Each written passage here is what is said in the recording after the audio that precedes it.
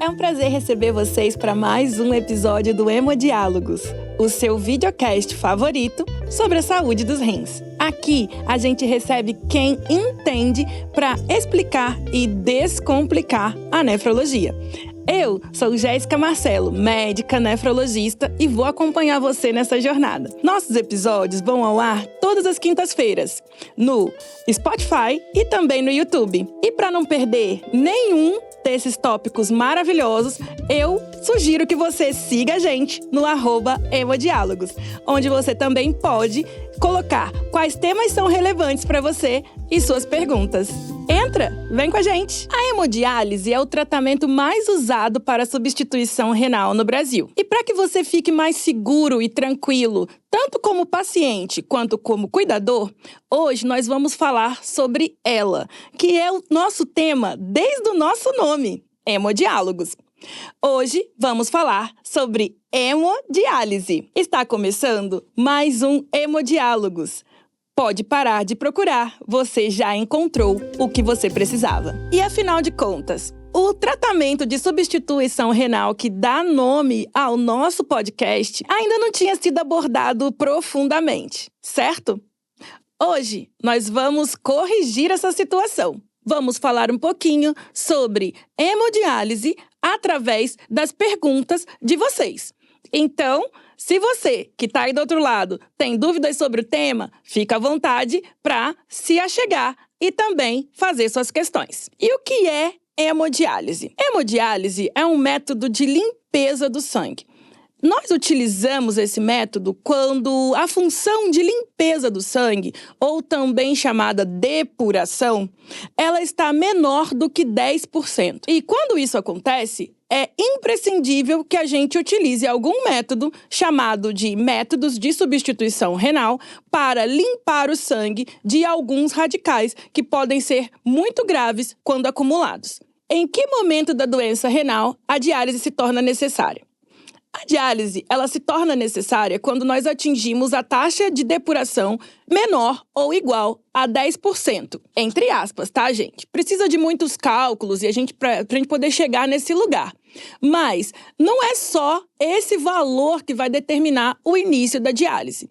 É claro que nós temos que levar em consideração o quadro clínico. Às vezes, tem pessoas que com 10% da função passam até anos em tratamento conservador. Inclusive, se você quiser saber um pouco mais sobre tratamento conservador, pode dar uma roladinha na nossa timeline, porque nós temos um episódio incrível feito sobre esse tema. Mas, em geral, a gente utiliza a hemodiálise como substituição dos rins a partir de 10% da função renal. E afinal, o que acontece com o corpo quando os rins deixam de funcionar? É importante lembrar que o rim tem várias funções e não apenas limpar o sangue.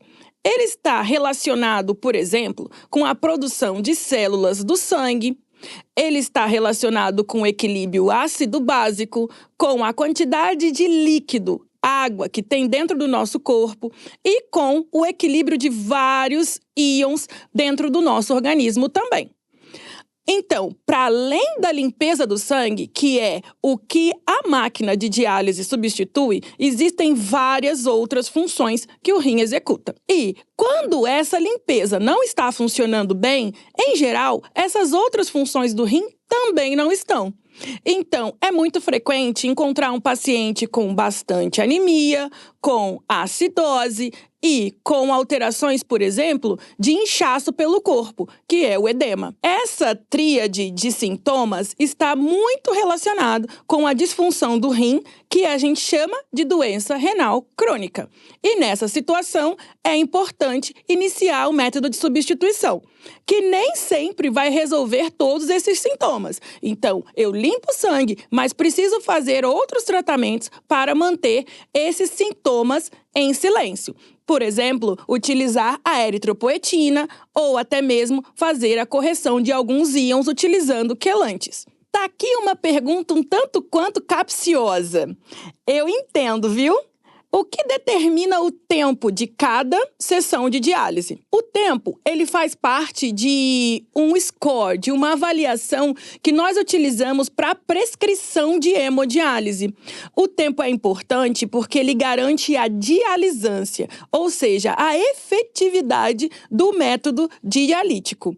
Esse tempo, ele está naquele cálculo que algumas vezes, durante alguns episódios, você deve ter ouvido a gente falar, o tal do KTV. Nessa fórmula, o KTV, o T é o tempo. Então, toda vez que a gente avaliar o quanto que a diálise está sendo efetiva, o valor do tempo é importante.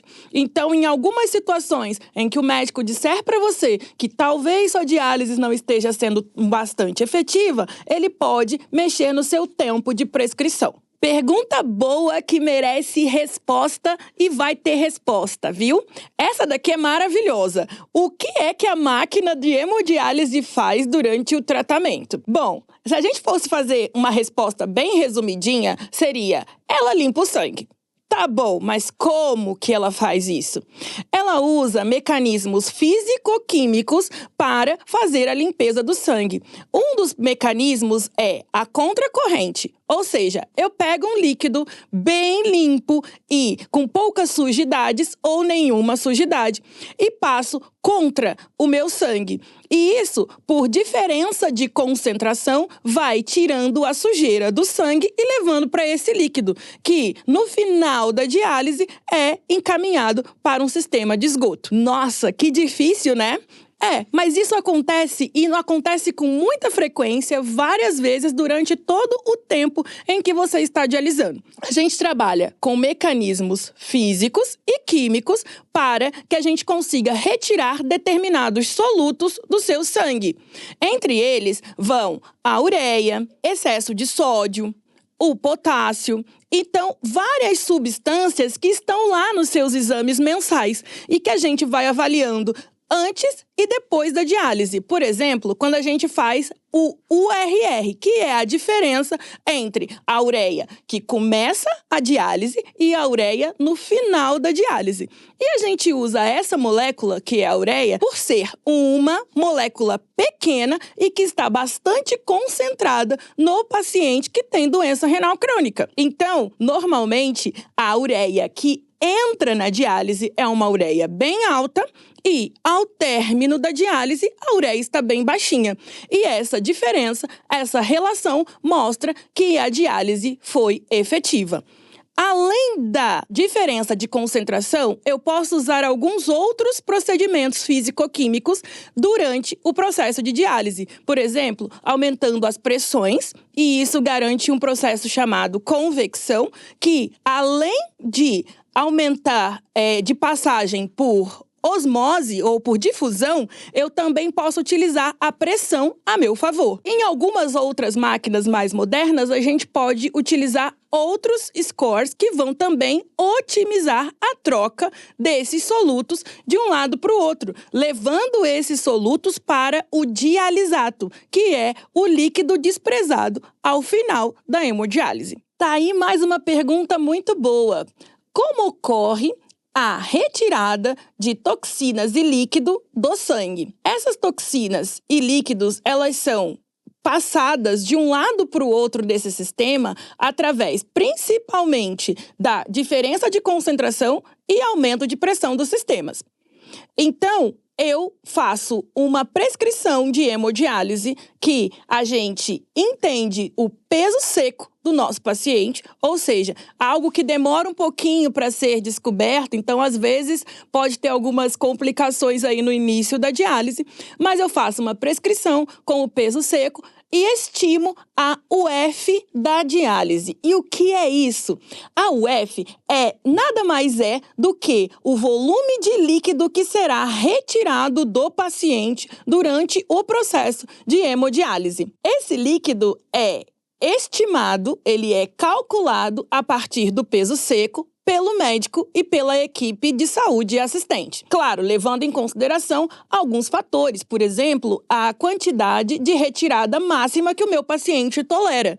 Porque retirar líquido de dentro do vaso pode sim levar a algumas complicações, por exemplo, como a pressão baixa durante o processo de hemodiálise, a tão falada hipotensão. Nós temos um limite de retirada de volume que deve ser, sim, respeitado durante o processo de hemodiálise. A retirada de líquidos, então, tudo certo, né? É a ultrafiltração, também conhecida nas baixas rodas como UF. Mas e as toxinas? As toxinas vai depender de qual toxinas estamos falando. Existem toxinas dialisáveis e toxinas não dialisáveis. E isso vai depender, por exemplo, de qual capilar nós estamos utilizando para fazer o procedimento de diálise, o tamanho do poro, qual é o tipo de molécula que nós estamos falando e qual é o tipo de íon que nós estamos falando. Algumas moléculas e alguns íons, principalmente os pequenos, eles têm um fluxo rápido pelo capilar, enquanto outros demoram mais para fazer a limpeza. Então, situações em que o paciente pode se beneficiar bastante de diálises curtas, enquanto outros íons são melhores dialisados em diálises longas. É importante salientar sobre a questão tanto do tamanho do poro quanto da eletronegatividade, que vai lembrar a superfície do glomérulo, que é aquela pecinha que fica dentro do rim e é responsável pela limpeza do sangue quando esse rim funciona bem. E afinal de contas, você aí sabe o que é capilar? Pois é, capilar, ou também conhecido como dialisador, é o coração da diálise, ou melhor dizendo, o rim da diálise. É ele que limpa o sangue propriamente dito. É um cano com sistemas de microcanais, que é por onde o sangue passa realmente. E o líquido, também conhecido como dialisato, ele fica em volta, embebendo todo o sangue do paciente. E é assim que acontece realmente as trocas. Então, todos esses processos físico-químicos que a gente acabou de falar, eles funcionam, em verdade, dentro do capilar e fazem com que a diálise seja ou não efetiva. É muito importante sabermos qual é o capilar, porque ele está diretamente relacionado com a superfície corporal do paciente, ou seja, o tamanho. Então, não dá para dialisar um paciente de 1,45 m com o mesmo capilar de um paciente de 2,5 m. O peso também está relacionado, além de massa muscular. Então, tudo isso precisa ser levado em consideração na hora de escolher um capilar que vai mudar o valor do KTV. E é ele de novo, essa fórmula maravilhosa que nos diz se a diálise é ou não efetiva. É importante avaliarmos o KTV em várias situações diferentes. Então, existe KTV standard, KTV1, KTV2, enfim. A gente sabe que existem várias formas de avaliar a efetividade de diálise, mas a forma mais efetiva de fazê-lo é utilizando esta fórmula. Então tá, como saber, nós médicos, que a diálise está ou não sendo efetiva? É importante salientar que pacientes que têm um bom acesso vascular, o que me permite mobilizar o volume e as pressões que esse sistema vai fornecer, e um paciente que ainda tem ou não débito urinário, isso são coisas que devem ser levadas em consideração quando a gente faz o cálculo do KTV. O KTV pode ser avaliado da diálise, mas também posso levar em consideração o chamado KTV residual, que é o que vem da diurese residual. Então, esse KTV no final soma as duas situações. Mas sim, não é muito comum que o paciente com anos de diálise ainda tenha um pouco de xixi. O mais comum é que ele não tenha. Então, no fim das contas, a efetividade de diálise está diretamente relacionada com o KTV da máquina. Pergunta frequente: quais são os exames de sangue mais frequentes para quem faz hemodiálise? Bom, existem várias normativas para o segmento em hemodiálise. Então, é como se tivesse um quadro, um fluxo que faz com que a gente tenha escolhas muito mais racionais.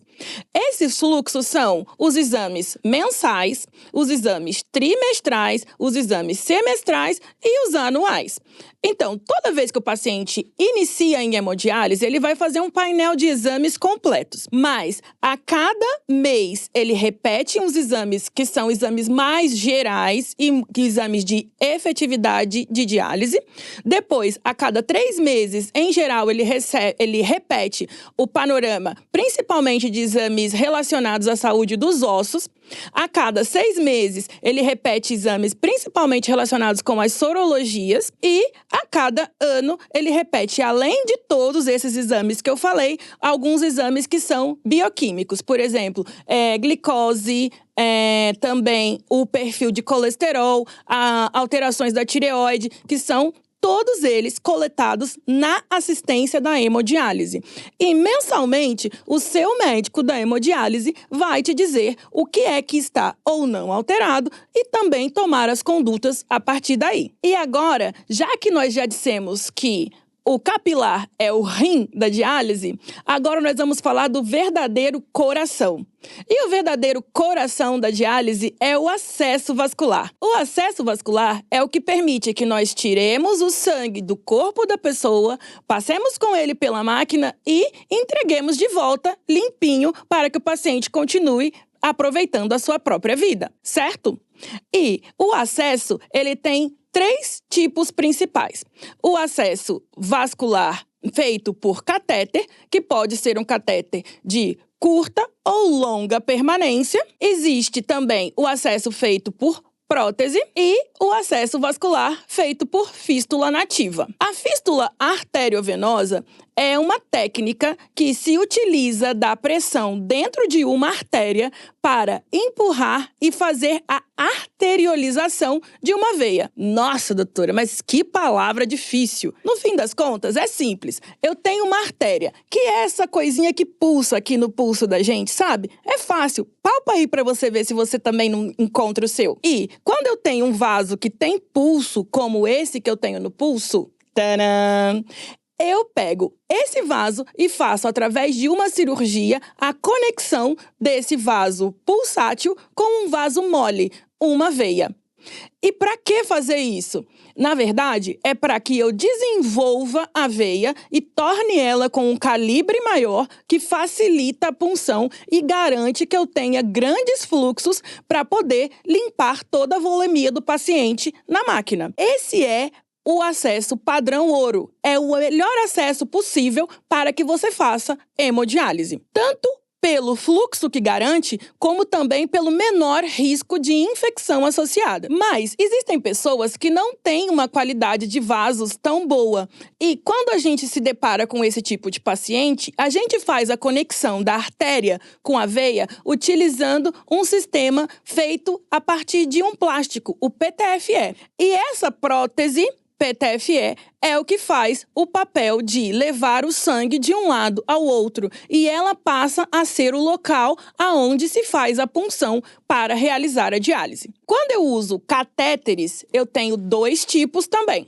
O tipo curta permanência, conhecido aqui na região de São Paulo como Chaile, mas no restante do Brasil, catéter de duplo lúmen para hemodiálise. E também tenho o catéter de longa permanência, também conhecido como Permicat. Esse catéter é um catéter tunelizado ou parcialmente implantado.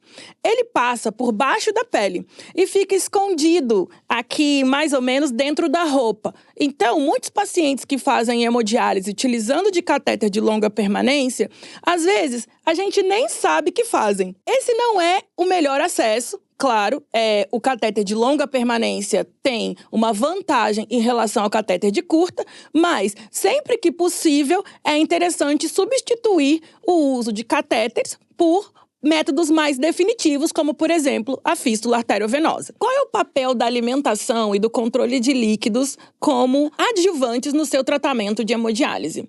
Bom, a gente já falou algumas vezes aqui ao longo do nosso tratamento que o rim é um órgão que tem muitas funções.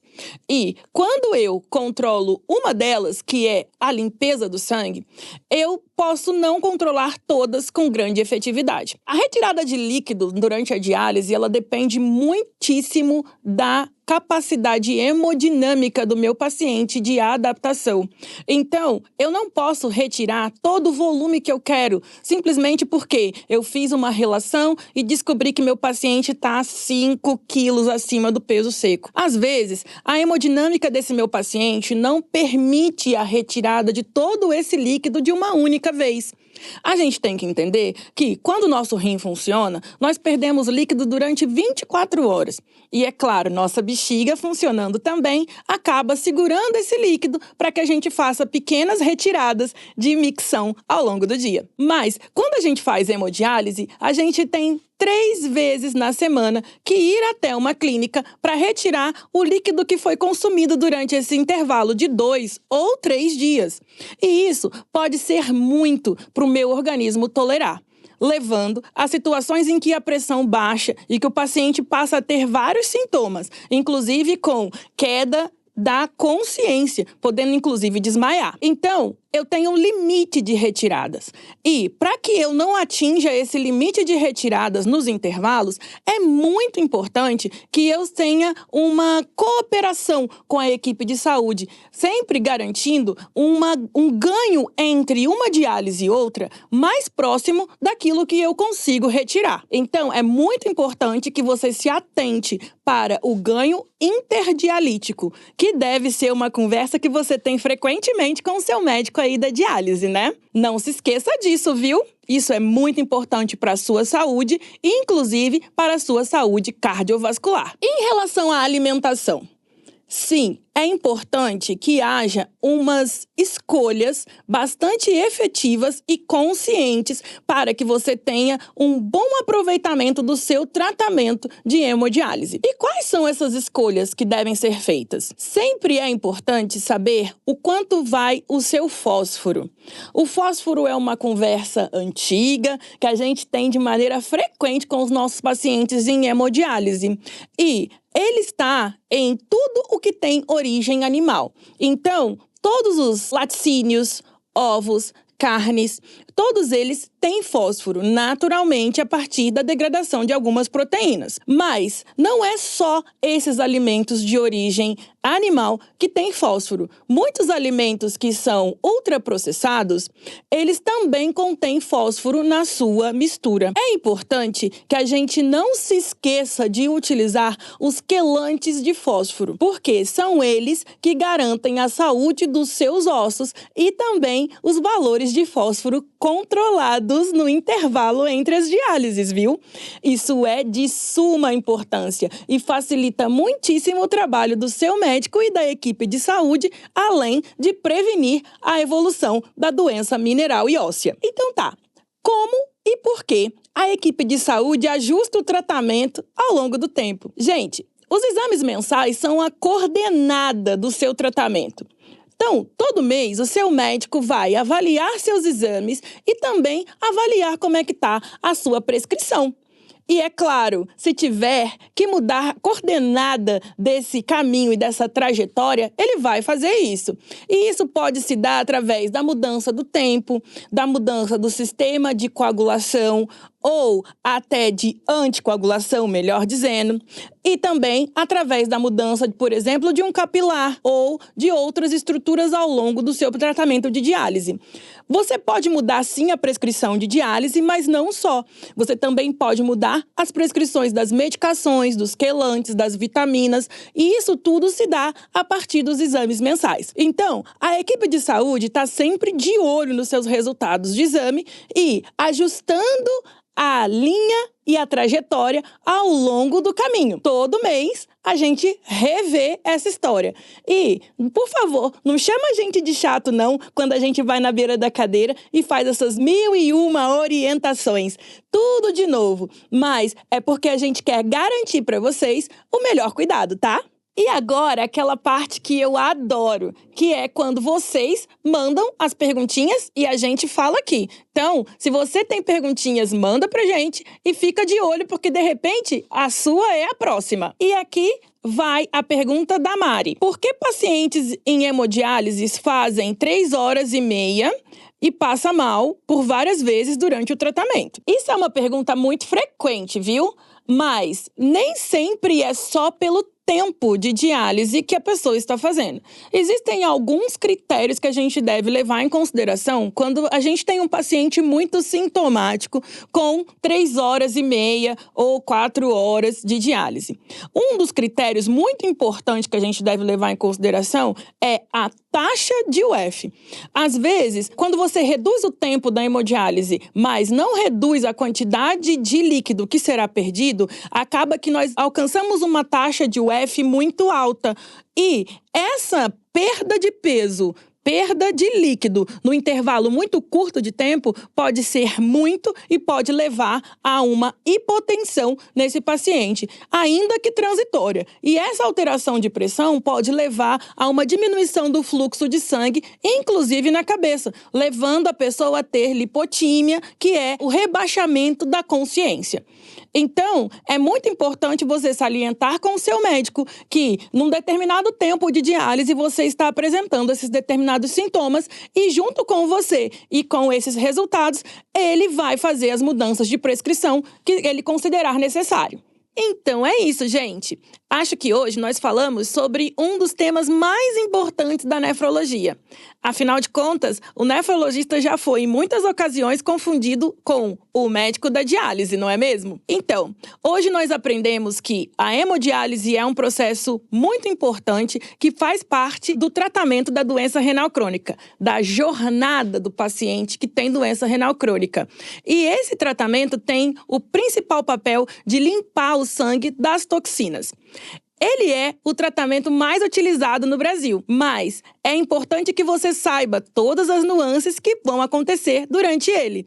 E lembrando que ele limpa o sangue, mas, por exemplo, anemia, acidose e muitas outras coisas, a gente acaba tratando concomitantemente, ou seja, tomando alguns remédios e cuidando também da nossa alimentação, do excesso de líquido e dos nossos ossos. Eu espero que vocês tenham entendido e tenham gostado da escolha do nosso tema. Mas é claro, se sobrou alguma dúvida aí, fica à vontade para escrever aqui embaixo ou então para mandar no nosso direct, @hemodiálogos. Foi um prazer ter vocês aqui conosco e até semana que vem com mais Hemodiálogos. Tchau!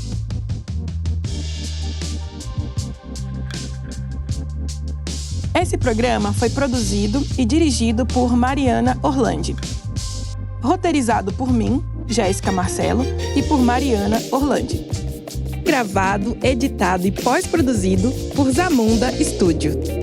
E é apresentado por mim, Jéssica Marcelo, que te espero na próxima quinta-feira para mais um episódio de Hemodiálogos.